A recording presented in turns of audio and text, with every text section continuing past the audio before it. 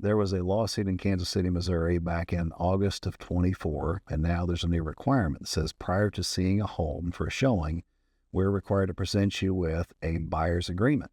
That covers all of your rights, all the things we can and cannot do, all the non-discriminatory policies and how commissions are paid.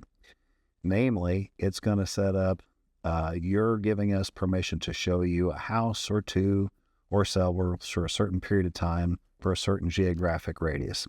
So there are about 11 different examples of this. I'll tell you that the main two are going to be you have a non-exclusive agreement. That means you can have 20 agents showing you 20 houses. Okay, then we have an exclusive agreement, means you're going to work just with that person only. And what that does, again, it's you're extending permission for us to show you properties. Without this agreement in place, by law, we cannot show properties to anybody. And that's not just Illinois, that's nationwide.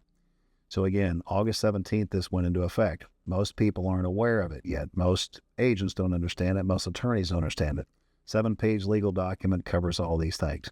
We're going to send you a copy of this. You can take a look at it ahead of time. If you have any questions, there's tons of information out there that explains it. Okay, so how did things change from the lawsuit to today? Good question. There were people that were upset, thought they were paying too much in commission. So they determined that they wanted to just pay for their side of the transaction, which would be the seller. Before, when you were going to sell a home, you said, okay, I'm going to pay 5, 6, 7, 10%, whatever that was. That was between you, the owner, and your person, the listing agent.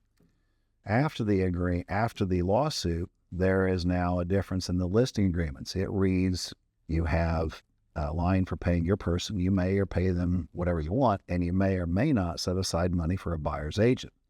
Before, we didn't have any control over this. We just knew there was some money waiting for us as a buyer's agent. When we went to the closing table, there was something there for us. Now we have to ask those questions prior to looking at a home. If we find a home we like, we're going to ask 3 questions. First, is the house still available? Half time the darn thing sell before we get there.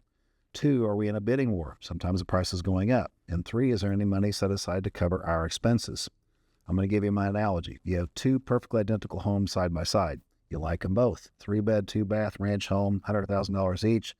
You think these are awesome. I'm going to ask the 3 questions. I come down to, are they going to cover our expenses?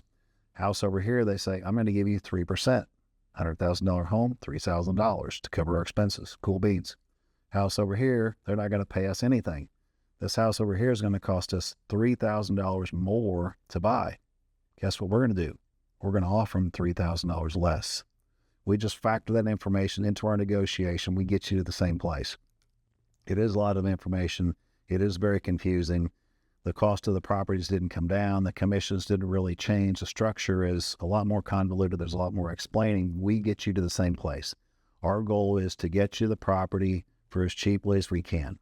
That hasn't changed. We're going to try to explain this as best as we can as we move along, but it is quite confusing. If you have any questions, check the link below. We'll send you as much information or give us a call, and we'll do our best to help you out. Thank you.